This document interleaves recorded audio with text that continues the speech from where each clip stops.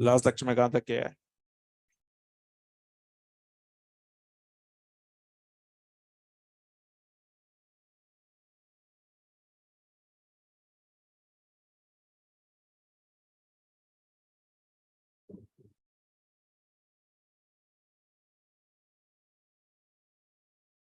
Last lecture में हम लोगों ने कॉल्बेज इलेक्ट्रोलाइसिस की बात करी थी। दो क्वेश्चन हम लोगों ने किए थे। हमने कहा था इसका शॉर्टकट होता है कि इसको CO2 को गोला करना है, कैसे कैसे, और फिर खचा करना था। तो खचा करने के बाद फिर जो बन जाएगा रेडिकल, उसको आपस में कंबाइन करना था। दो क्वेश्चन हम लोगों ने किए थे। यहाँ तक ठीक है ना? यहाँ पे मैं कुछ और क्वेश्चन दे रहा हूँ, उसको आप अटेम्प्ट करें।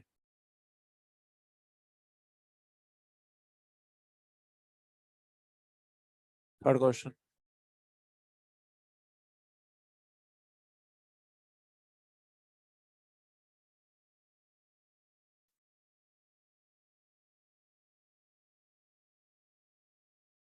इलेक्ट्रोलाइसिस। फोर्थ,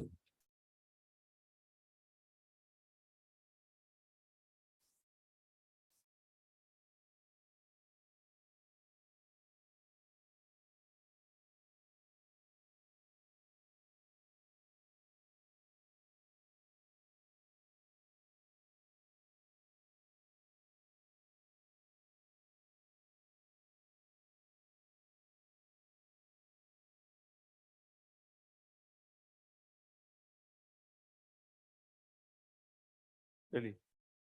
अनाउंसमेंट ये है कि कल से, ट्यूसडे से, state board MP, Chhattisgarh, Haryana, Rajasthan, UP और JNK की इंग्लिश की क्लास स्टार्ट हो रही है। शेड्यूल नोटिस बोर्ड पर है।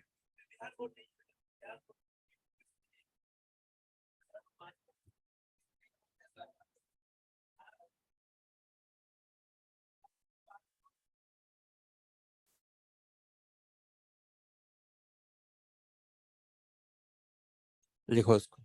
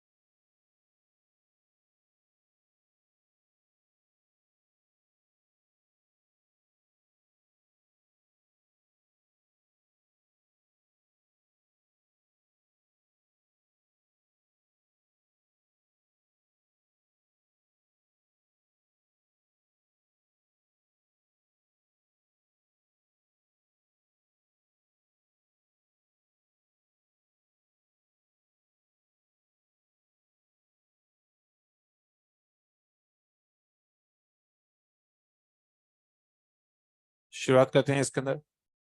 गोला करना है, कैसे? गोला हो चुका है ना, बॉन्ड क्या करना है? आवाज नहीं आई। अचाक करे कि उस कंडीशन के अंदर ना हो, यहाँ पर बनेगा, ये बनेगा। अब क्या करें बताओ? तो एक और मॉलिक्यूल बनाओ इसके अंदर, एस बनाया हमने, बनाओ ये रखिए। अब इन दोनों को आप कंबाइन कर दीजिए। तो इसका मतलब ये हुआ कि यहाँ पर ये वाला मॉलिक्यूल जो है बनेगा। ठीक। बात करते हैं फोर्थ के अंदर। तो फोर्थ में दो CO2 हैं, दोनों को गोला करते हैं। गोला किया ना, यहाँ पे बॉन्ड को ब्रेक किया हमने, यहाँ पे बॉन्ड को ब्रेक किया, ऐसे बॉन्ड को ब्रेक किया। तो ना यहाँ पर जो है बच्चों, यहाँ पर बस दो कार्बन बच जाएंगे और बनेगा दो रेडिकल। ये हुआ। कई लोग जो हैं गधे हैं, वो क्या कर रहे हैं, ऐसे कर रहे हैं। बॉन्ड ब्रेक कर दिया, CO2 निकल चुकी, तो ये फिर दो कार्बन और कहाँ से एक्स्ट्रा आ जाएगा? तो इसलिए ये बॉन्ड जो है ब्रेक होंगे तो वो आपका इस तरह से बनेगा, ये गलत है ना। यहाँ पर दो रेडिकल बने हुए हैं, अब बताओ क्या करें इसके अंदर। इन दोनों को जो है आप कनेक्ट कर दो। एक जरा जब रेडिकल आते हैं उनको आपस में हमें कनेक्ट करना होता है, तो ना यहाँ पे होगा CS2 डबल बॉन्ड, ये आपका आ गया CS2 ऐसे। क्या यहाँ तक बात क्लियर हो रही है? अगेन दो CO2 है, दोनों को गोला किया हमने ऐसे, और ना यहाँ पे बॉन्ड को ब्रेक किया, आपके सामने देखो बॉन्ड को ब्रेक किया यहाँ पर। तो ना यहाँ पर इसके अंदर यहाँ पर ये किया हमने, यहाँ पे ये। अब इस कंडीशन में आपके सामने बनेगा ट्रिपल बॉन्ड। इसका नाम होता है इथाइन, नाम है इसका। इसका नाम होता है इथाइन। इसका एक और नाम होता है एसिटाइलिन। एसिटाइलिन जो होता है बेसिकली ये कॉमन नेम है इस कंपाउंड का। एसिटाइलिन के अंदर ये इन शब्द आया है। तो कई लोग इन को देखकर यहाँ सोचेंगे यहाँ पर डबल बॉन्ड है, भाई ये कॉमन नेम है, ये ऊपर वाला जो लिखा गया IUPAC नेम है। इसके दो काम होते हैं, एक तो है फ्रूट रैपनिंग के अंदर और एक और काम होता है वेल्डिंग के में। दोनों ही काम इंपॉर्टेंट है। तो इसके अंदर यूजेस जरूर लिख देना। इसके अंदर यूज जो है दो काम है इसके अंदर, एक तो फूड रैपनिंग और एक है वेल्डिंग के अंदर। एनसीईआरटी में एक नोट लिखा हुआ है इसके अंदर, और ये है एनसीईआरटी नोट लिखा है नीचे मैंने एक, कि कोल्बे रिएक्शन से यानी कोल्बे इलेक्ट्रोलाइसिस से क्या हम मीथेन बना सकते हैं, मीथेन CH4। नहीं बना, मीथेन में एक ही कार्बन होता है। यहाँ पे जो कम सबसे छोटा से छोटा हम बना सकते हैं वो है इथेन, दो कार्बन का, क्योंकि यहाँ पे दो कार्बन को कंबाइन कर रहे हैं हम लोग। तो पहली बात तो इथाइन जो कि IUPAC नाम है, एसिटाइलिन ये कॉमन नेम है। इसके कंपाउंड के दो काम है, एक तो है फ्रूट राइपनिंग मतलब पका फलों को पकाने में, और दूसरा है आपका वेल्डिंग में। नीचे एनसीईआरटी नोट में लिखें,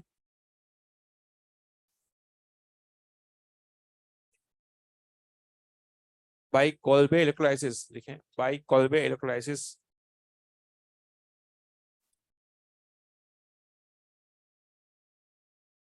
by Kolbe electrolysis methane cannot be methane cannot be prepared।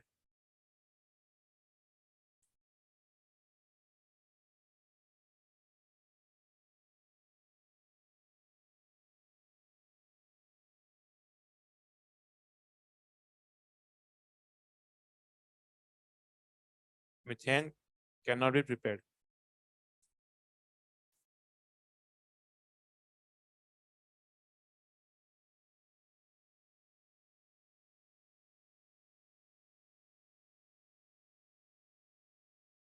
Kolbe's तक कितनी रिएक्शन हो गई थी?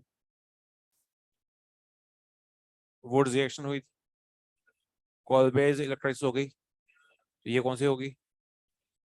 फोर्थ है ये।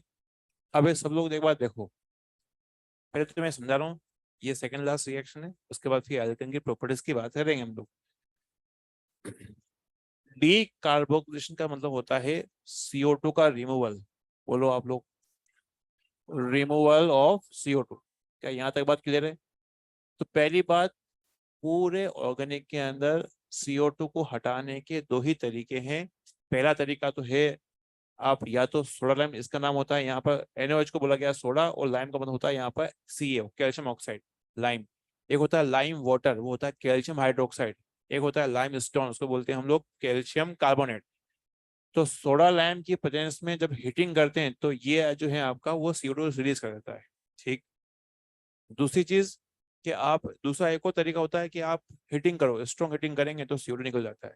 इन दोनों ही तरीके से CO2 को हम लोग निकाल सकते हैं। आप ध्यान से समझें, तो हम लोगों ने कोलबेस इलेक्ट्रोलाइसिस के अंदर भी CO2 को रिमूव किया था, जो मैकेनिज्म थी वहां पे हटाया था। अभी हमने क्या किया, हमने कहा CO2 गोला करना है, मतलब उसको निकाल रहे हैं। तो यहाँ पर भी हमने क्या किया, इलेक्ट्रोलाइसिस किया। इलेक्ट्रोलाइसिस करने पर उसका हीट उसका टेम्परेचर बढ़ता है और अल्टीमेटली CO2 जो है निकल जाती है। ठीक। अब यहाँ पर मतलब ये रिएजेंट जो है ना सोडा लाइम, ये हमेशा ये सिग्निफिकेंट रिएजेंट है CO2 को निकालने का। तो मैं तो पहले तो आपको मैकेनिज्म बताता हूँ, उसके बाद फिर इसका शॉर्टकट क्या है वो बताता हूँ आपको। सबसे पहले ये NaOH की रिएक्शन होती है इससे, ये बेस है या एसिड है? RCOH क्या है? एसिड है। NaOH क्या है? बेस है। एसिड ने बेस को देखा, बेस ने, आंखों आंखों में रिएक्शन हो गई, क्या हो गई? रिएक्शन, रिएक्शन हुई है, प्यार हुआ है, रिएक्शन। तो ना यहाँ पे पानी निकला है, एच ओ एच, यहाँ पर बहुत ही बढ़िया। क्या आपको मजा आ रहा है? बहुत ही बात। तो ये एसिड है, ये अपना H प्लस सप्लाई करता है। ये बेस है, बेस अपना OH सप्लाई करता है। तो ना यहाँ से अल्टीमेटली जो है यहाँ से वाटर रिमूव हुआ है। अब बात करते हैं यहाँ पे, तो हुआ क्या है यहाँ पर, तो इसका जो है बनेगा सोल्ट। कैसे बनेगा, यहाँ पर लिख रहा हूँ मैं आपका RCO, यहाँ आ जाएगा O- और यहाँ आपका आ जाएगा सोडियम प्लस। इसको बोलते हैं sodium salt of acid. Wurtz reaction के अंदर, अच्छा वुड्स रिएक्शन क्या, वुड्स रिएक्शन के बाद जो हमने पढ़ी थी ये वाली कोलबेज इलेक्ट्रोलाइसिस। कोलबेज इलेक्ट्रोलाइसिस के अंदर हमने कहा था एसिड सोल्ट, कार्बोक्सिलिक एसिड का सोल्ट, चाहे वो सोडियम का सोल्ट हो चाहे पोटेशियम का सोल्ट हो। तो सोल्ट बनता कैसे वो बताया आपको, कि एसिड बेस की रिएक्शन से सोल्ट बनता है। क्या आपको ये बात क्लियर हो रही है? अगर मैं इसका करवा दूं इलेक्ट्रोलाइसिस, तो पता है क्या बनेगा? क्या बनेगा? RR। क्या बनेगा? RR। ठीक। तो यहाँ पर ये तो है आपका सॉल्ट बना इसके अंदर। अब यहाँ पर सिंस हीटिंग की गई है, यहाँ पर हीटिंग जो है की गई है, हीटिंग करने से CO2 जो है यहाँ से गैस रिलीज होगी। जैसे हमने वहां पे CO2 को रिलीज किया था इलेक्ट्रोलाइसिस के अंदर, कैसे होगी कि ये बॉन्ड यहाँ आएगा, तो ये बॉन्ड ऊपर जाएगा यहाँ पर। तो ना यहाँ पर क्या हुआ, हमने कहा कि -CO2 हो चुका है, ये CO2 यहाँ से चला गया। तो ना यहाँ बचा आपका R-। ये R- को हम बोलते हैं कार्ब एनायन। क्या बोलते हैं इसको? Carb anion. कार्बोकैटायन बोलते हैं हम लोग प्लस चार्ज को। कार्बोनियम आयन भी होता है प्लस चार्ज। कार्बोकैटायन और इसका एक और नाम होता है कार्बोनियम आयन, ये है कार्ब एनायन। अब यहाँ पहली स्टेप में जो है पानी निकला है, यही पानी जो है यहाँ पे यूज हो रहा है। पानी में क्या H प्लस होते हैं क्या? पानी में H प्लस होते हैं, उतने ही OH माइनस होते हैं। अगर माइनस अटैक करेगा तो कहाँ करेगा बताओ? क्या यहाँ पर अटैक करेगा, इस पे अटैक करेगा? H प्लस अटैक कर रहा है क्या? ये पानी कहाँ से आया? जो पहली स्टेप में बाहर निकला था, अरे है ना। तो नौ ये फिर ये बनाएगा RH बनाएगा, तो नौ ये RH बनाएगा, तो अल्टीमेटली ये बनाएगा। तो कुल मिला के हुआ ये कि ये बना एल्केन बना।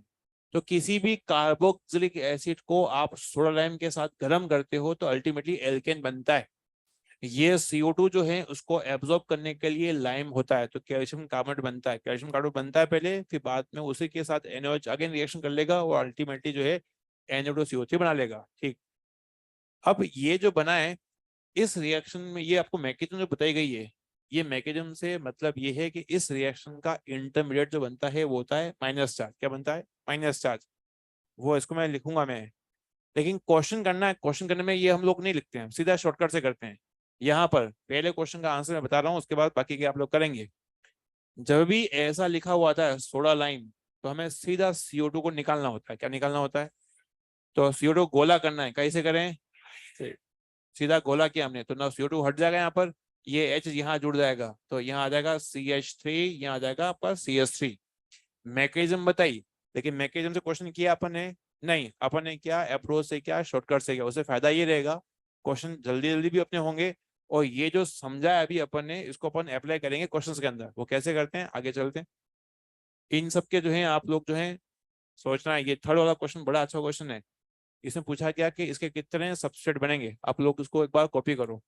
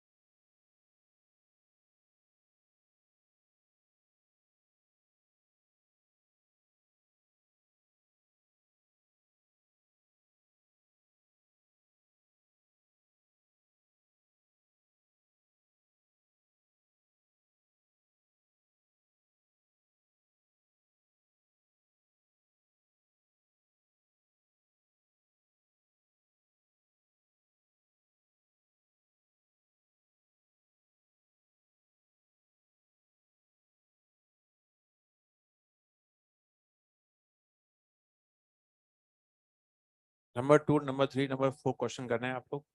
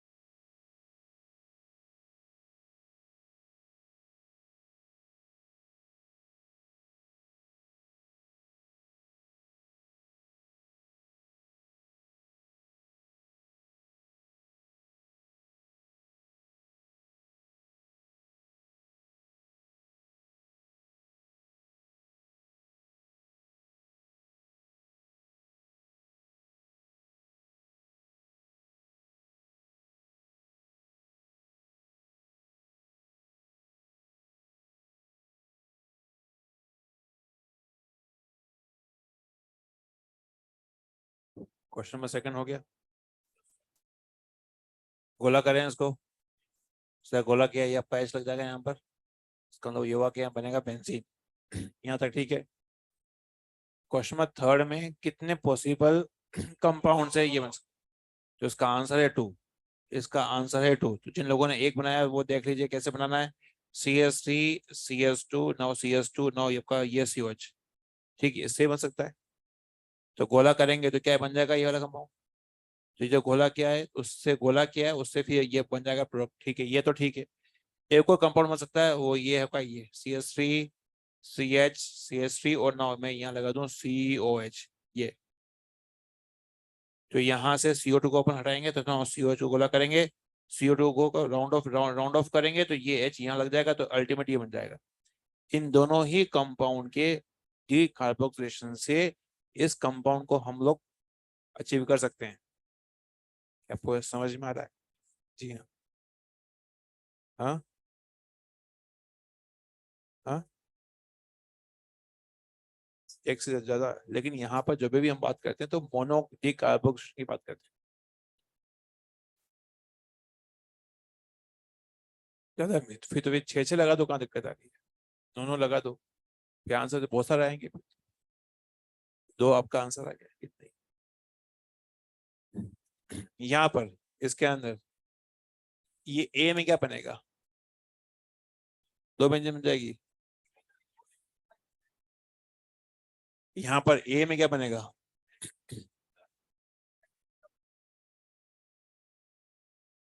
ए में क्या बनेगा ये पता पड़ेगा। यहाँ पे ए में बनेगा सोल्ट बनेगा, क्या बनेगा, सोल्ट। कि एसिड बेस रिएक्शन करेंगे पहले तो यहाँ पर एसिड बेस रिएक्शन करेंगे तो बनेगा सोल्ट। यहाँ से वाटर रिमूव होगा और फिर यहाँ पर इसके अंदर आपका आ जाएगा CO- और आ जाएगा सोडियम प्लस, ये बनेगा इसके अंदर, ये बना, ठीक। अब ये वाली जो है ऊपर वाली जो रिएक्शन है इलेक्ट्रोलाइसिस, हमें कैसे पता चलेगा, यही कॉलबेज इलेक्ट्रोलाइसिस है, लिखा हुआ है ना। तो आपका इलेक्ट्रोलाइसिस एक ही है, तो वहां पे तो करना क्या है इसके अंदर, शॉर्टकट क्या होता है,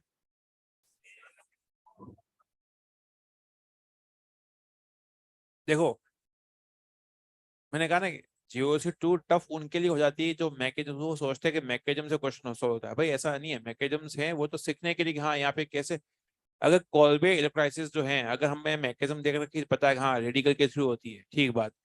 ये सब बातें जो हैं वो सब बातें हम लोग मैकेनिज्म सीखते हैं, लेकिन जब क्वेश्चन करना होता है तो हम लोग शॉर्ट ट्रिक या फिर शॉर्टकट अप्रोच देखते हैं कि भाई अप्रोच कैसे करना है। इसके अंदर गोला करना है, कैसे करना है, बहुत ही बढ़िया। और क्या करेंगे, आवाज नहीं आई, खचा, तो खचा कही तो अपने ना इस कंडीशन में आपका ये बना रेडी कर। अब बताओ क्या करें, अब एक मौलिक को बनाएंगे, तो ना यहाँ पर हमने एक और मौलिक को रख दिया इसके ऊपर, ना यहाँ पर एक दूसरे और यहाँ पर सेम मॉलिक्यूल, तो ना यहाँ पे ये बना। और अल्टीमेटली यहाँ पर जो है इस कंडीशन के अंदर हमने कहा कि यहाँ पर ये 2 साइक्लोहेक्सेन यहाँ बन जाएंगे। ठीक, ऐसे करेंगे ना। बात करते हैं यहाँ पर ये वाला। अब ये सोल्ट है ना, ये सोल्ट। अब यहाँ पर एनर्जी रिएक्शन। आप देखिए, इसमें हमने कहा कि डी कार्बोक्सिलेशन ये था आपका कार्बोक्सिलिक एसिड। इस मैकेनिज्म में इसका सोल्ट बनता है। अरे हाँ, है ना। तो चाहे ये कार्बोक्सिलिक एसिड दिया जाए या सोल्ट दिया जाए, आपको दोनों में ही से आपको CO2 को निकालना होता है। क्या यहाँ तक बात क्लियर हो रही है? तो अल्टीमेटली यहाँ पर सी के अंदर जो है आपका ये साइक्लोहेक्सेन बनेगा, क्योंकि यहाँ से आप CO2 निकाल देंगे तो यहाँ पे आएगा माइनस चार्ज। पानी यहाँ पे रिलीज हुआ ही था, उससे आपका वो H ले लेगा, तो अल्टीमेटली यहाँ पर जो है बनेगा साइक्लोहेक्सेन।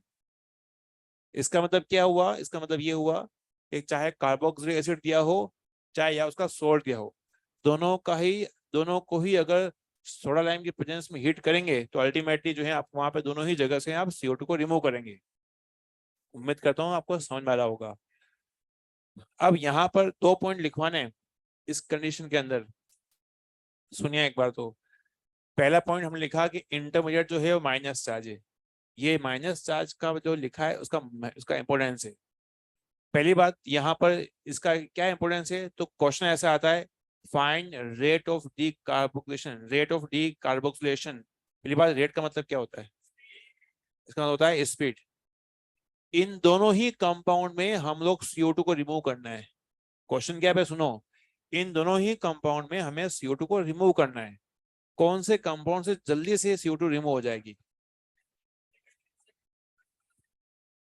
समझा रहा हूँ कैसे करना। पेपर के अंदर देखो ऐसे कि आपको यहाँ पे CO2 हटाओगे जब, तो यहाँ पे चार्ज क्या आएगा? माइनस। यहाँ से जब CO2 हटाओगे वो आएगा, आया माइनस आया। अरे हाँ, है ना। कौन सा माइनस मोर स्टेबल है? तो हमने कहा यहाँ पर जो माइनस आएगा, तो हमने कहा यहाँ पर मोर स्टेबल, यहाँ पे लिख रहा हूं मैं, मोर स्टेबल माइनस चार्ज बनेगा। अरे हाँ, है ना। इसीलिए रेट ऑफ डी कार्बोक्सिलेशन जो है वो इसकी ज्यादा होगी। क्या यहाँ तक बात क्लियर हो रही है? इसको थोड़ा साइड लिखता हूँ ताकि आप लोग उससे कबड़ा ना करें। तो ना यहाँ हमने कहा कि इसमें हमने कहा 1 then 2, यहाँ तक ठीक है। अब बात करते हैं यहाँ पर। इसमें CO2 को हटाएंगे। यहाँ पर देखो, इसमें कुछ कहाँ पे एच है, देखो यहाँ पे आएगा माइनस, यहाँ पे आएगा। यहाँ पर हटाएंगे तो ये आपका आएगा ये माइनस चार्ज। ये माइनस चार्ज जो मैं बना रहा हूँ, बताओ लोकलाइज है डीलोकलाइज है? ये है आपका लोकलाइज। लोकलाइज जब माइनस चार्ज होता है तो उस कंडीशन में क्या देखते हैं हम लोग? क्या देखते हैं? चेक करते हैं हम लोग। क्या देखते हैं हम लोग? हमने कहा चेक आई इफेक्ट ओनली। अरे हाँ, है ना। लोकलाइज, भाई कोई चार्ज रेजोनेंस में जा ही नहीं रहा है। जब रेजोनेंस में जा ही नहीं रहा है तो उसके ऊपर मेसोमेरिक इफेक्ट कोई क्वेश्चन लग सकते नहीं है। तो ये माइनस आई, ये माइनस है, ये माइनस आई है। तो यहाँ पे आपका आंसर आएगा 1 then 2 then 3, ये आपका आंसर आपका आएगा। तो ये क्वेश्चन जो किए, एक मिनट को, ये क्वेश्चन जो किए हमने रेट वाले क्वेश्चन किए, रेट वाले क्वेश्चन में हमें मैकेनिज्म हमें समझनी चाहिए। अब क्या किया आपने, मैकेनिज्म समझ ली, उसके बाद फिर आपने ये, आपको एक बात पता है कार्बन आयन बनता है इसके अंदर। अब इस मैकेनिज्म को आप याद ना भी करें तो भी चल जाएगा आपका। कोई क्वेश्चन जो है इस पर जो भी क्वेश्चन आएगा वो अपन ने कर लिए। तो हमने समझ के किया है कि हाँ यहाँ पे कैसे होता है। और जब अपने मैकेनिज्म से बेस्ट क्वेश्चन कर लिए तो फिर आप मैकेनिज्म को याद करें या ना करें उससे कोई फर्क नहीं पड़ेगा। क्या आपको मेरी बात क्लियर हो रही है? इसको आप लिखें, पॉइंट नंबर सेकंड में लिखता हूँ।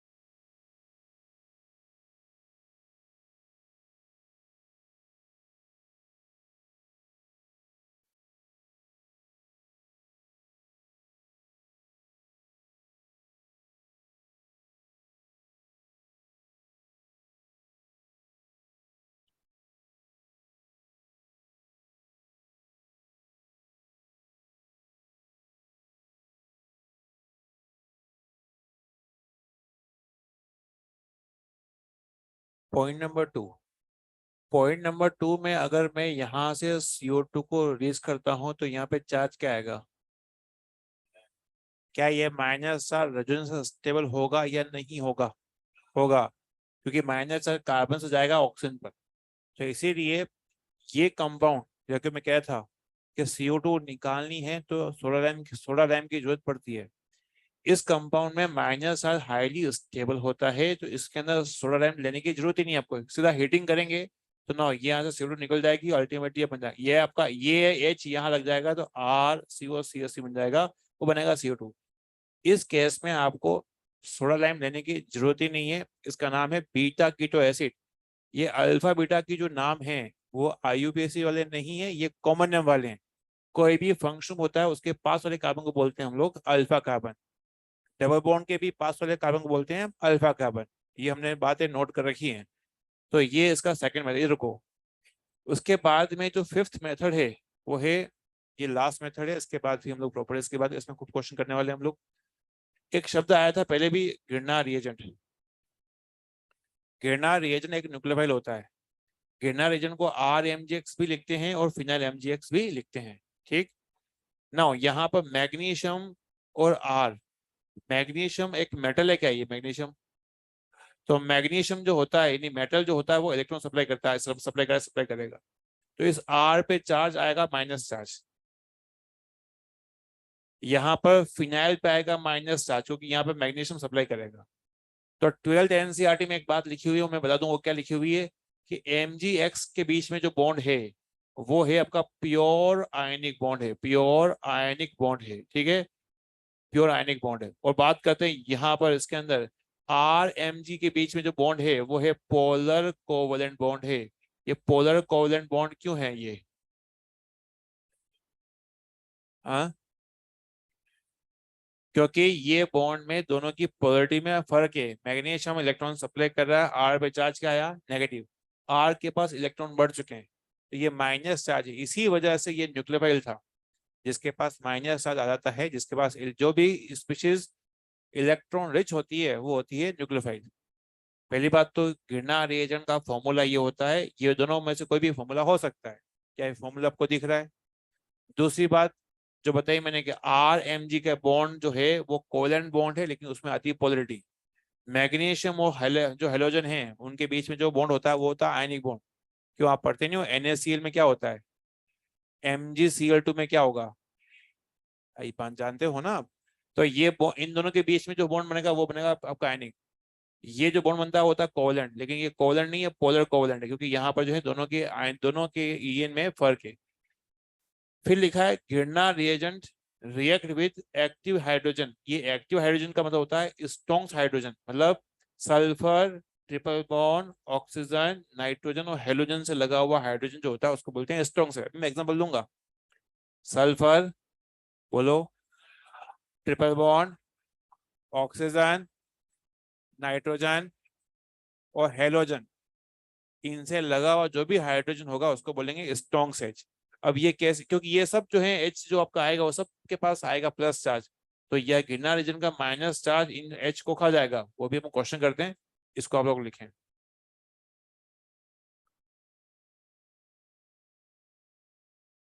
हाँ, हाँ, खत्म हो गया क्वेश्चन।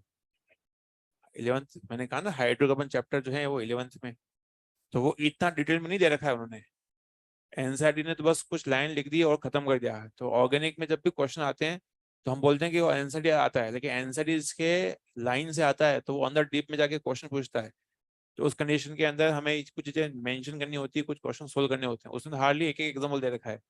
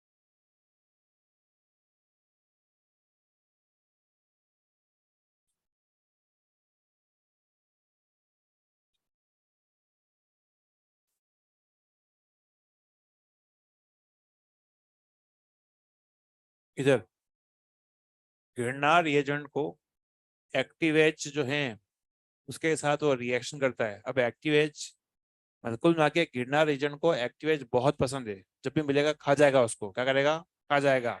अब ये क्यों खाएगा, कैसे खाएगा बताता हूँ, इधर देखो एक बार, उसके बाद फिर क्वेश्चन करते हैं। पहली बात तो गिरनार एजेंट को पहचान लोगे, इस पे चार्ज क्या आएगा। गिरनार एजेंट पे आपने कोई भी रिएक्शन करनी है, गिरनार एजेंट की दो बार रिएक्शन आपका आएगी, एक तो भी चल रही है, एक बाद में जो है, अब जब हम लोग बात करेंगे एल्डिहाइड कीटोन की बात करेंगे या फिर आगे चल के बात करेंगे तो वहां पे भी उसकी रिएक्शन आएगी। गिरनार एजेंट में लोगों को रिएक्शन इसलिए नहीं हो पाती है क्योंकि वो कभी भी डेल नेगेटिव चार्ज लगाते नहीं है। आप डेल नेगेटिव चार्ज लगाएंगे तो सारी कहानी आपको जो है बहुत कुछ चमकेगी। ना ये लगाया आपने, क्या लगा सकते हो उसको। ठीक, ये माइनस चार्ज कहाँ से आया, मैग्नीशियम में इलेक्ट्रॉन सप्लाई किया, यहाँ तक बात क्लियर हो रही है ना। देखते हैं, ये सल्फर से लगा हुआ एच है ना, ये कार्बन ट्रिपल बॉन्ड कार्बन से लगा हुआ एच है, ये ऑक्सीजन से लगा हुआ एच है, ये नाइट्रोजन से लगा हुआ एच, और ये आपका हेलोजन से लगा हुआ एच है। तो हम बोलते हैं स्ट्रॉन्ग्स एच। स्ट्रॉन्ग्स एच का में एस का मतलब क्या है, टी मतलब क्या है ट्रिपल बॉन्ड, ओ मतलब ऑक्सीजन, एन मतलब नाइट्रोजन, और एक्स मतलब हेलोजन। इनसे लगा हुआ एच जो होता है वो होता है आपका स्ट्रॉन्ग्स एच या एक्टिव एच। एक्टिव एच क्यों बोला हमने, क्योंकि यहाँ पे सल्फर इलेक्ट्रॉन खींच रहा होगा तो ना इस बेचारे के पास आएगा प्लस चार्ज। यहाँ पे ट्रिपल बॉन्ड की इलेक्ट्रोनेगेटिविटी ज्यादा होती है तो ना इसके पास खींचेगा, इस पर आएगा। यहाँ पे ऑक्सीजन खींचेगा, इस हाइड्रोजन के पास इलेक्ट्रॉन कम हो रहे हैं, नाइट्रोजन खींचेगा, हाइड्रोजन के इलेक्ट्रॉन कम हो रहे हैं। ना ब्रोमीन खींचेगा तो ना एच के पास इलेक्ट्रॉन कम हो जाएंगे तो उसके पास आएगा डेल पॉजिटिव चार्ज। क्या यहाँ तक बात दिख रही है। तो बच्चों ये CH3 जो होगा ये इस एक्टिव एच को खा जाएगा, ये एच को खा जाएगा, यहाँ पे इसको खा जाएगा, यहाँ पे इसको, सबको खा जाएगा। तो मतलब यहाँ पर जब भी एक्टिव एच मिलता है तो उसको वो खा जाएगा। तो ना यहाँ पे क्या बनेगा, CH4 ना, सब जगह आपका बनेगा CH4। CH4 को हम बोलते हैं मीथेन, इसी का एक नाम होता है मार्श गैस। क्या यहाँ तक बात की हो रही है। मेन प्रोडक्ट बना लिया आपने, इतनी आसान नहीं है। अब इसमें एक साइड बनता है प्रोडक्ट, वो क्या बनता है उसको आप आराम से बना सकते हो। ये क्या है बोलना पड़ेगा आपको। तो MgBr आपने लिख दिया है ऐसे, और ब्रैकेट में आपने यहाँ पे क्या निकलेगा, एस तो ना ब्रैकेट में आपने एस कर दिया। ये जो बनाया है इसको आप चाहे बनाओ चाहे ना बनाओ कोई फर्क नहीं पड़ रहा है। ये आपका जो है आपका वो है साइड प्रोडक्ट। क्या है ये, साइड प्रोडक्ट या बोलते हैं बाई प्रोडक्ट। क्या यहाँ तक बात क्लियर हो रही है। तो कुल मिला के घृणा रिएजेंट, ये जो CH4 बनाया है ये इसका जो है मेन जो है प्रोडक्ट है। इसमें साइड में क्या बनेगा, MgBr, ब्रैकेट में क्या आएगा, OH आएगा। ये तो आएगा, कोई दिक्कत तो नहीं है। यहाँ क्या बनेगा, MgBr2, सिंपल सी बात है MgBr2 बन जाएगा। इस रिएक्शन का मेन प्रोडक्ट क्या पूछा जाता है एग्जामिनेशन में, कि आपको यहाँ से, क्योंकि ऑर्गेनिक केमिस्ट्री में ऑर्गेनिक कंपाउंड को मानते हैं वो मेन, तो उस कंडीशन में आपको यहाँ पे पहली बात तो ये आपको बनाना होगा। ये तो आपका साइड पर सॉल्ट है। क्या यहाँ तक बात की हो रही है। घृणा रीजन को क्या चीज पसंद है, जब भी एक्टिव देखेगा क्या करेगा, उसको खा जाएगा। मैं आपको 2-3 क्वेश्चन देना, उसको आप निपटाइए।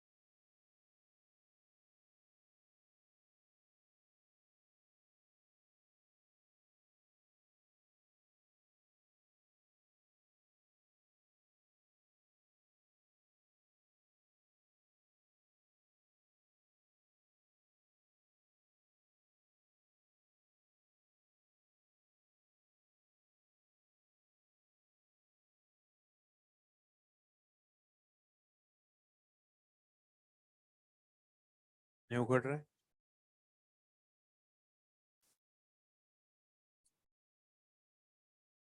क्वेश्चन, गिरना रीजन को एक चीज बहुत पसंद है, कौन सी? Active H. तो ये एक्टिव एच जो है यहाँ पर गिरना रिएजेंट है, पहले तो हमें लगाना है माइनस चार्ज। कहाँ पे लगाए माइनस चार्ज? CH3 पे लगाए या CS2 पे लगाए? तो मैग्नीशियम के पास में CS2 देता हूँ ये, तो यहाँ पर इससे जो है CS2 वाला हमला करेगा ये ना। क्या यहाँ पे एक्टिव एच है? नहीं है, नहीं है। ऑक्सीजन से लगा हुआ एच है, ये स्ट्रॉन्ग से एच है, ये रहा एच। नहीं ना, ऑक्सीजन लिखा हुआ, ऑक्सीजन से लगा हुआ एच जो होता है, तो ये आपका है, उसके पास प्लस चार्ज है ना, ये सीधा अटैक करेगा यहाँ पर। ठीक है, तो ना यहाँ बनेगा आपका इथेन बनेगा, CH3 बनेगा, ये मेथेन। यहाँ पे एक्टिव है, देखने ही नहीं आ रहा है। इनकी जो है गोटियां घूम रही, इनकी आंखें घूम रही इनकी। यहाँ पर इसके पास आया माइनस चार्ज यहाँ पर। क्या यहाँ पर एक्टिव एच है? अरे हाँ है ना। कई लोग देख रहे हैं कि पानी में ही एच जो है रखा होता है, भाई ऑक्सीजन से लगा हुआ एच जो होता है वो एक्टिव एच होता है। तो ना यहाँ पर ये वाला एक्टिव एच है, ये वाला। तो ना ये वाला जो है यहाँ अटैक करेगा। अब भाई ये आपका एक जो है एक्टिव एच क्यों बोला कि ऑक्सीजन खींचेगा, इसके पास आएगा डेल प्लस चार्ज। और डेल प्लस चार्ज लगाने की जरूरत नहीं है, एक्टिव एच अगर आपको देखना आता है तो सारी कहानी आसानी से हो सकती है। तो ना मेजर जो बनेगा वो बनेगा CH4। क्या बनेगा? CH4। इसका जो साइड प्रोडक्ट है वो क्या बनेगा? हाँ, MgBr। और फिर क्या आ जाएगा यहाँ पर? CH3 CH2 यहाँ आ जाएगा, ओ ऐसे लिखेंगे। कोई दिक्कत तो नहीं है इसमें? नहीं आ रहा समझ में भाई? ना यहाँ पे लास्ट वाले इसके अंदर फोर्थ वाले के अंदर भी जो है सब बिल्कुल मामला गड़बड़ कर रखा है। पहले बताओ कि कहाँ लगाओ माइनस चार्ज, कहाँ लगाएं?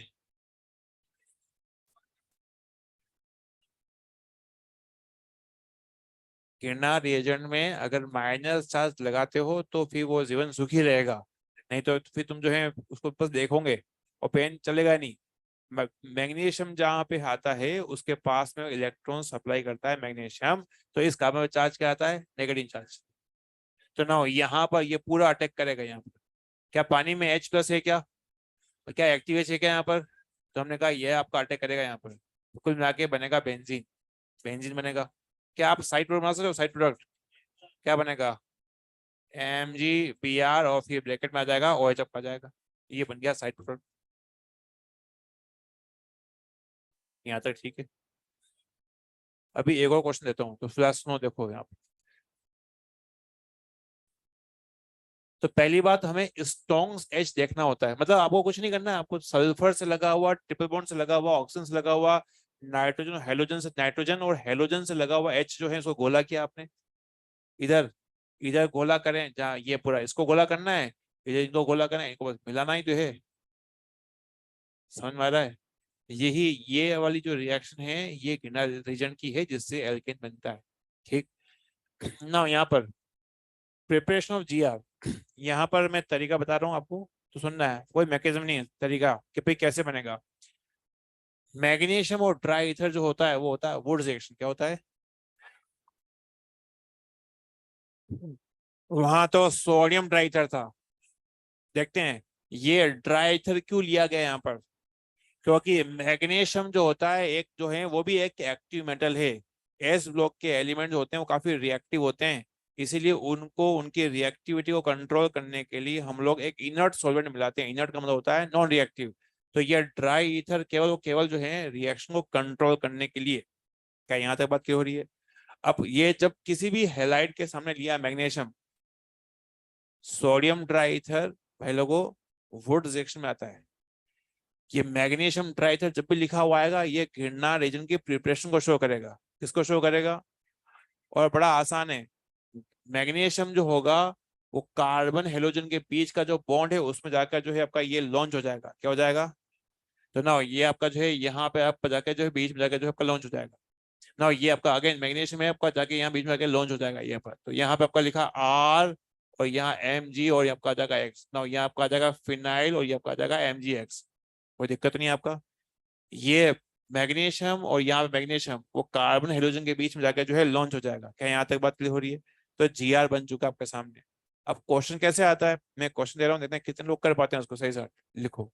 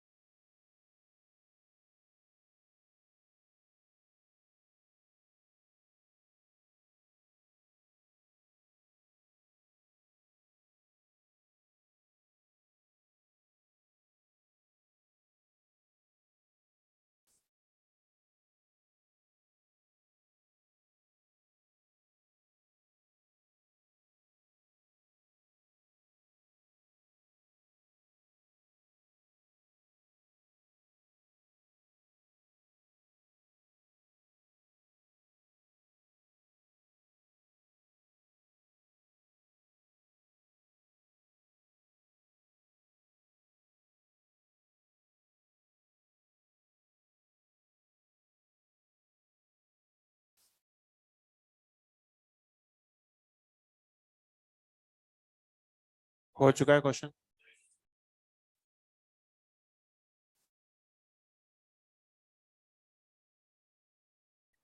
ये ए से बी बनाया, अभी हमने पहले भी अभी इससे पहले क्वेश्चन किया था, ए से बी बनाया, बी से बनाया, इसको बोलते हैं चेन रिएक्शन। बच्चों ये जो चेन रिएक्शन है उससे आप रिएजन आपको याद रहेंगे, क्योंकि आप रट्टा मारोगे आपको याद नहीं रहेंगे। जब तक आप क्वेश्चन में इस तरह से ABC या फिर ए से लगाकर बी तक या फिर C तक आप पहुंचेंगे तो रिएजन आपको ये रहेंगे याद। शुरुआत करते हैं यहाँ पर। मैग्नीशियम और ड्राई ईथर किस रिएजन को शो करते हैं? गिरना रिएजन के प्रिपरेशन को करते हैं। तो ना यहाँ पर इसके अंदर ये आपका बीच में आगे जो है लॉन्च होगा ये। तो ना यहाँ बनेगा इसके अंदर CH3 CH2, ना यहाँ आपका आ जाएगा इसके अंदर Mg और ये आपका आ जाएगा Br। ठीक है, ये हो चुका है। हमें पता है ये गिरना रिएजेंट है, बन चुका है। गिरना रिएजेंट में हमें पता है कि माइनस चार्ज को हमें एक बनाना होता है, तो हमने कहा यहाँ पे आया माइनस चार्ज, आया है माइनस चार्ज। क्यों आया माइनस चार्ज यहाँ पर? मैग्नीशियम ने इलेक्ट्रॉन सप्लाई किया। मैग्नीशियम को यह गिरना रिएजेंट को एक चीज बहुत पसंद है, वो क्या है? क्या ये एक्टिव है क्या? हेलोजन से लगा हुआ एच जो होता है ये आपकी एच है ना, ये आपका पूरा जो है आपका ये पार्ट जो होगा वो अटैक करेगा इसके ऊपर। ठीक, हमेशा चेन रिएक्शन चलती है, हमेशा आपको मेजर ही बनाना चाहिए, क्योंकि माइनर वाला कोई रोल ही नहीं यहाँ पर। तो ना यहाँ बनेगा आपको बनेगा इथेन CH3, ना ये बनेगा आपका CH3। ये उन लोगों के लिए टफ है जो रट्टा मारते रहते हैं कि हाँ ये बन जाए, तो ये फिर ये रट्टा मारते रहेंगे तो फिर वो दूसरी रिएक्शन वेरिएशन, जो कि एक सिंपल सी चीज दे रखी है एनसीईआरटी में, वो उसके वो बहुत सारे वेरिएशन पूछ लेता है। अपने यहाँ फायदा ये है कि अगर आपने एक चीज सीखी तो सारे वेरिएशन आप कर सकते हो। अगेन, ये किसके लिए रिएजेंट है? मैंने कहा मैं रिएजेंट तो मैं तुम्हें याद करके छोड़ूंगा। अगर ये होता सोडियम ईथर, अगर यहाँ होता सोडियम ईथर, लो भाई कर लेते हैं यहाँ पे, चलो क्या ये आपका सोडियम और ये आपका हमने क्या ड्राई ईथर, ये रुक जाओ रुक जाओ, ये वुड्स रिएक्शन की तरह है, लेकिन इसका नाम होता है फिटिक रिएक्शन। काम वही है, इसका नाम होगा फिटिक रिएक्शन ना। इसका क्या बनेगा प्रोडक्ट बता सकते हैं? फिटिक रिएक्शन का सॉरी सोडियम वुड्स रिएक्शन का शॉर्टकट क्या दिखा था आपने? कचाक, कचाक था। तो ना यहाँ कचाक करेंगे तो ना बनेगा बेंजीन बनेगा, और अल्टीमेटली यहाँ पे जो कंपाउंड बनेगा आपका ये अलग कंपाउंड बनेगा। उम्मीद करता हूँ समझ आपको आ रहा होगा। अगर मैग्नीशियम ईथर है तो ये बता, ये वाला जो होता है मैग्नीशियम ट्राई ईथर एक ही जगह पूरे ऑर्गेनिक में, और वो है गिरना रेजिन प्रिपरेशन में, ये बीच में हो जाएगा लॉन्च हो जाएगा, अरे है ना, कार्बन हाइड्रोजन के बीच में आके लॉन्च हो जाएगा यहाँ पर। तो ना हमने कहा ये आपका ये बेंजीन, और ये आपका मैग्नीशियम, और ये आपका हो जाएगा Br। ठीक, कहाँ पे लगा है माइनस चार्ज बताइए? क्या यहाँ लगा था माइनस चार्ज? ये हो गया माइनस चार्ज। ये माइनस चार्ज हो चुका है क्योंकि मैंने इसमें सप्लाई कर रहा है। माइनस चार्ज से समझ में आता है कि ये माइनस चार्ज अटैक करेगा यहाँ पर। क्या यहाँ पर H जो है क्या ऑक्सीजन से लगा हुआ है? तो ये आपका क्या होगा स्ट्रॉन्ग सेज, क्या हो जाएगा स्ट्रॉन्ग सेज। तो हमने लगा यहाँ पे लिखा, हमने यहाँ पे H लिखा हुआ है, ये हमें पता है ये तीनों के तीनों एक्टिव H हैं। तो कुल मिला के कहानी क्या होगी कि ये माइनस चार्ज होगा वो अटैक करेगा इस H पर। तो ना यहाँ बनेगा बेंजीन बनेगा, सिंपल सी कहानी है ये बना बेंजीन। उम्मीद करता हूँ चमक रहा होगा ये। हाँ, आवाज नहीं आ रही? माइनर प्रोडक्ट में कुछ नहीं होगा, यहाँ से आपका H2 जब निकल गया यहाँ पर तो Mg माइनर की सोच रहे हो ना अभी तो? हाँ क्या करना है बताओ, ये नहीं बन रहा है माइनर, पता हो गया क्या उखाड़ लूंगा तो।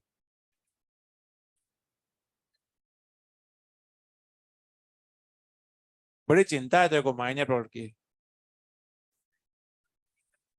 माइनर आ रहा है इसलिए तो उसमें तो GOC बना रहा है ना। हाँ GOC2 नहीं आएगा।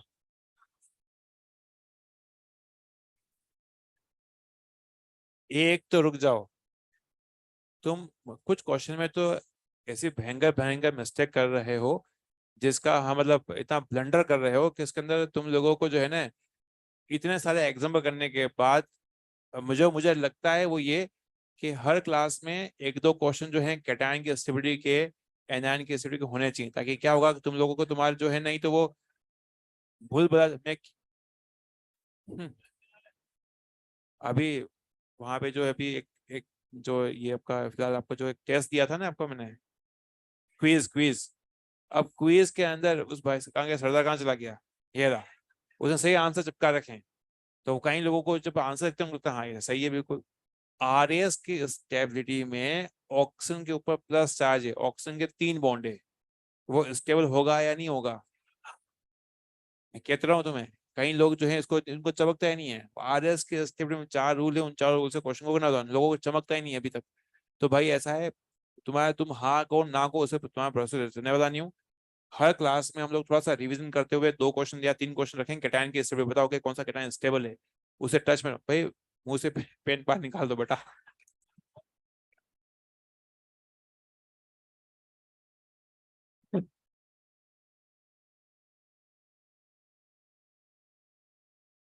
तो कैटायन,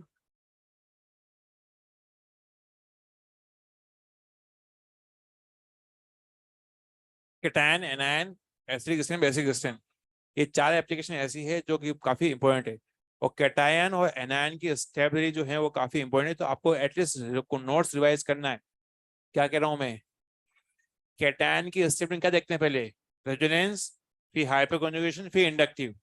तो फिर दो क्वेश्चन आपको मिलेंगे कैटायन की स्टेबिलिटी की। पहले क्या देखते हैं, रेजोनेंस देखते हैं, फिर हाइपर कॉन्जुगेशन, फिर क्या देखते हैं।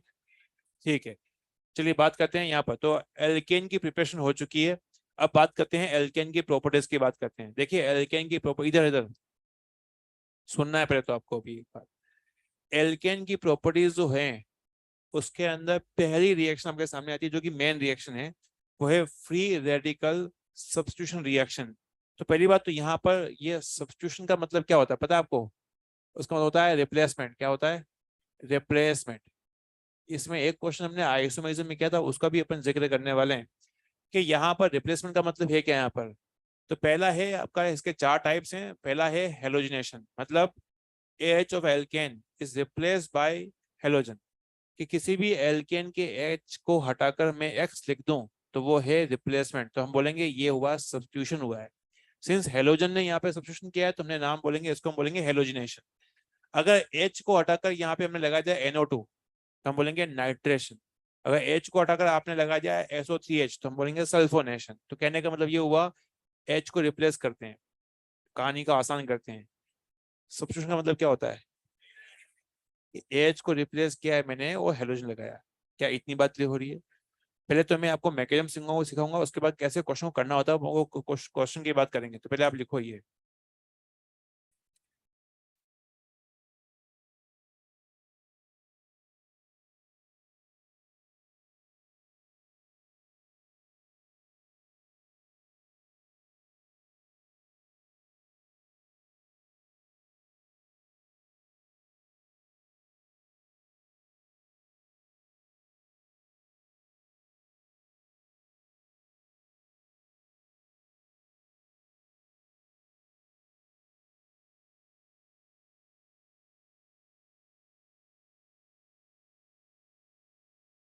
किसी भी एल्केन के एच को हटाकर हम लोग अगर एक्स लगाते हैं उसको बोलते हैं हेलोजिनेशन। ये 11 की एनसीईआरटी में गिवन है, ठीक है। इस रिएक्शन को नाम बोलते हैं हेलोजिनेशन। अब ये काम तीन कंडीशन में किया जा सकता है। वो है एक तो सनलाइट की प्रेजेंस में, एक होता है डिफ्यूज सनलाइट। डिफ्यूज सनलाइट का मतलब स्केटर्ड, यहाँ पर जो लिखा हुआ है ये डिफ्यूज का मतलब होता है स्केटर्ड लाइट।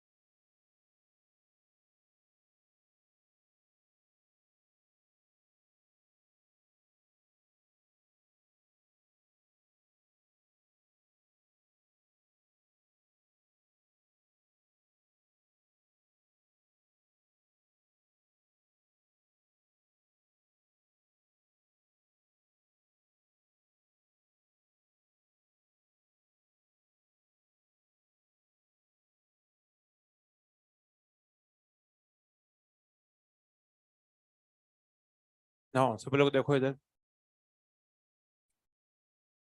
CH4 एल्केन का पहला मेंबर ये। इसके H को हटाकर मैंने यहाँ पे Cl लगाया है, इसके H को हटाकर मैंने Cl लगाया है, और पर ये सनलाइट है। सूर्य देवता आ चुके हैं। तो नाउ एक एच को हटाकर सीएल लगाया, एक एच को हटाकर सीएल लगाया, ऐसे रिएक्शन को हम बोलते हैं सब्स्टिट्यूशन। क्या बोलते हैं? यहाँ पे सूर्य देवता है, इसी वजह से इसको बोलेंगे हम लोग फ्री रेडिकल सब्स्टिट्यूशन। क्या बोलेंगे? तो ऐसी रिएक्शन जो होती है उसको बोलते हैं FRASR। बोलो, FRASR, free radical substitution reaction. यहाँ तक बात क्लियर हो रही है? नाउ यहाँ पर ये रिएक्शन होती कैसे, कैसे बनता है, तो उसकी मैकेनिज्म जो है मैं यहाँ पर लिख रहा हूँ। क्या मैकेनिज्म को याद रखना है? नहीं, मैकेनिज्म को इसलिए समझ रहे हैं ताकि रेट वाले क्वेश्चन के अंदर हमें आसानी हो। देखो मैकेनिज्म आपको, मुझे पता है याद नहीं रखनी चाहिए, लेकिन समझने के पीछे उसके मकसद ये कि किसी भी नए क्वेश्चन में आपकी अप्रोच बनेगी, तो आपको समझने, जब समझोगे तो आपको बहुत फायदा होगा। नहीं तो क्या हर चीज में तुम रट्टा मारते रहोगे और तुम फिर हर चीज के अंदर तुम शॉर्टकट ढूंढोगे, तो ये ऐसा मत करिए, आप समझिए। और एक्स में ऐसा आता है कि आप खुद से भी आप मैकेनिज्म डेवलप कर सकते हो ना। बात करते हैं फ्री रेडिकल मैकेनिज्म जो होती है वो हमेशा 3 स्टेप में पूरी होती है। कितनी स्टेप में पूरी होती है? 3 स्टेप में पूरी होती है। फ्री रेडिकल मैकेनिज्म हमेशा 3 स्टेप में पूरी होती है। पहली स्टेप को बोलते हैं इनिशिएशन, दूसरे स्टेप बोलते हैं प्रोपोगेशन, प्रोपोगेशन, और फिर थर्ड स्टेप जो आपकी रहेगी प्रोपोगेशन, और फिर थर्ड स्टेप उसको बोलते हैं टर्मिनेशन। क्या बोलते हैं? पहली स्टेप का नाम क्या है? फेज का नाम क्या है? प्रोपोगेशन। इसका नाम क्या है? इनिशिएशन। इसका टर्मिनेशन। कोई दिक्कत नहीं है ना। हम बात करते हैं यहाँ पर इनिशिएशन के अंदर ये जो Cl2 होता है उस पर जो है सनलाइट होती है। तो सनलाइट गिरती है, सनलाइट गिरने से वहां पे होगा होमोरेडिकल क्लीवेज होगा। तो होमोरेडिकल क्लीवेज के अंदर ना यहाँ बनेंगे रेडिकल। क्या बनेंगे? रेडिकल। Cl रेडिकल यहाँ बन जाएंगे, कोई दिक्कत नहीं। अब ये रेडिकल जो है फर्दर, ये बात हमें बता रखा आपको कि हमेशा ये ध्यान रखना है कि रेडिकल्स की वजह से, ये आपको बता रखा है मैंने कि सनलाइट, सूर्य देवता, अग्नि देवता, ये मैंने आपको वैसे, ये सनलाइट हो गया, यूवी लाइट हो गया, ये भी सनलाइट से मिलेगी आपको यहाँ पर। और एक आपका है हीटिंग, अग्नि देवता हो या सूर्य देवता हो, दोनों से ही आप लोग जो हैं यहाँ पर रेडिकल बनाएंगे। क्या यहाँ तक बात क्लियर होगी? और ये बात ही बता रही कि रेडिकल के होने से भी नया रेडिकल बनता है। उसको बोला था जोम्बीज। एक जोम्बीज होने से, रेडिकल के होने से दूसरा नया रेडिकल बनता है। तो आपने क्या किया, पहली बार यहाँ पर रेडिकल बना दिया। अब ये रेडिकल जिन जिन से भी टकराएगा, ये रेडिकल जिन जिन मॉलिक्यूल से टकराएगा हमेशा होमोरेडिकल क्लीवेज को प्रमोट करेगा। देखते हैं कैसे, कि ये जब यहाँ आएगा इसके पास में, तो ये बॉन्ड जो होगा वो भी इसमें होमोरेडिकल तरीके से ब्रेक होगा ना, ये ब्रेक होगा। तो ये कार्ब, ये क्लोरीन जो होगा, ये क्लोरीन जो होगा वो इस H से रिएक्शन करेगा, वो CS से रिएक्शन नहीं करेगा। क्यों नहीं करेगा? कि क्लोरीन और CS दोनों की साइज जो है बड़ी होती है, तो ये क्लोरीन जो है उससे रिएक्शन करेगा जिसकी साइज स्मॉलर है, उसके साथ बॉन्ड बनाएगा। तो ना यहाँ क्या बनेगा आपका? HCl। और क्या बनेगा आपका यहाँ पर? CH3 radical. अब ये CH3 आ चुका है, ये CH3 अगेन CH3 नया रेडिकल बन चुका है। एक जोम्बी से, एक रेडिकल से एक नया रेडिकल बन चुका है। इस नए रेडिकल के संपर्क में जो जो भी आएंगे उनके अंदर भी रेडिकल बनेंगे। देखते हैं क्या हुआ। जो Cl2 यहाँ पर काम नहीं आए वो यहाँ पे काम आएंगे अगेन। ये भी इसकी वजह से इनमें कौन सा फिशन होगा, कौन सा क्लीवेज होगा? तो ना ये आपका रेडिकल क्या बनेगा? तो ना CH3 या किसी भी एक के साथ जो है वो रिएक्शन करेगा, दोनों CH3 है। तो ना हमने बनाया यहाँ पे CH3 और ना यह हुआ Cl, और ये रेडिकल। ऐसे करते रिएक्शन चलती रहेगी।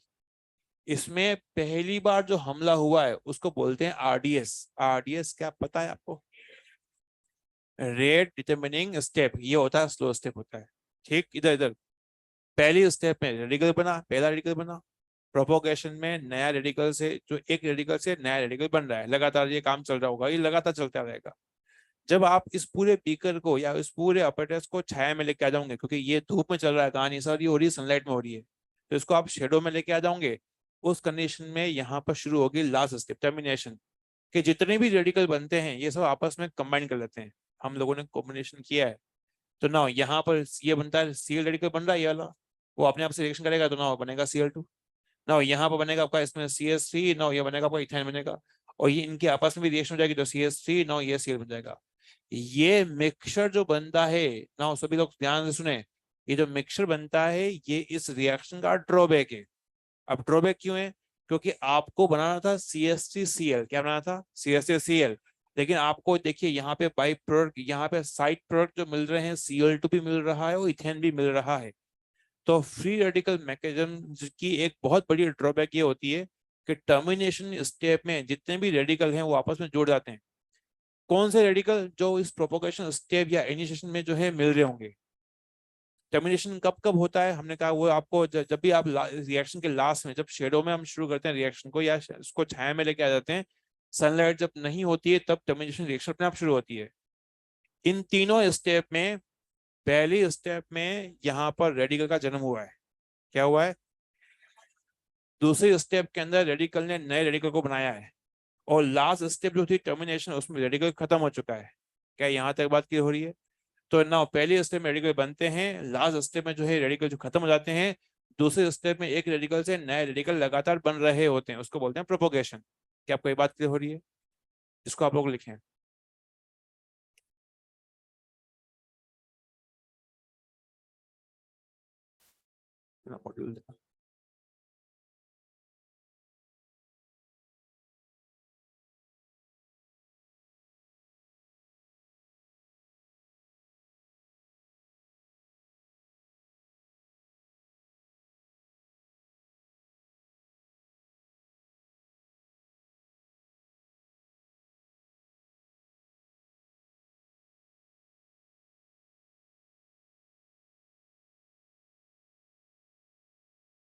प्रोपोगेशन।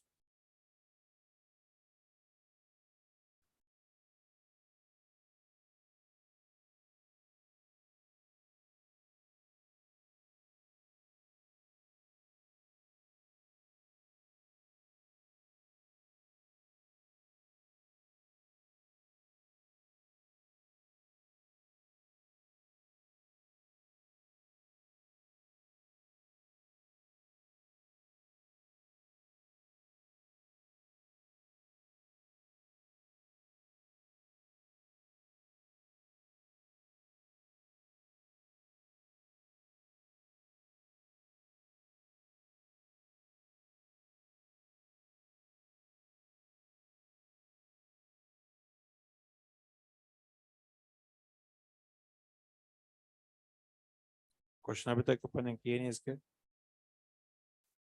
अभी तो कोई मैकेनिज्म समझाइए। नेक्स्ट सेक्शन में अब इसका क्वेश्चन करेंगे जब भी होगा तब।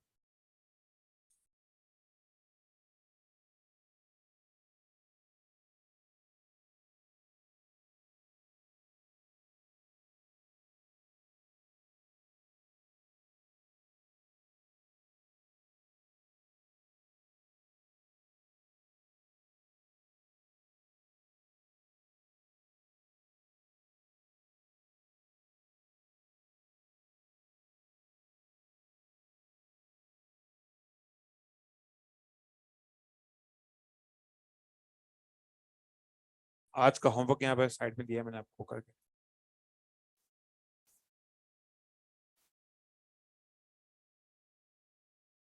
आज के लिए इतना ही। Thank you so much.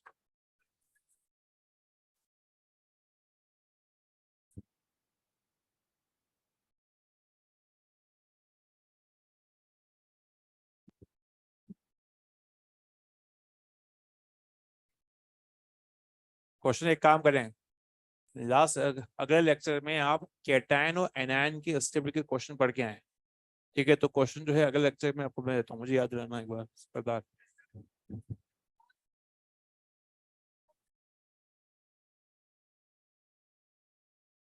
19।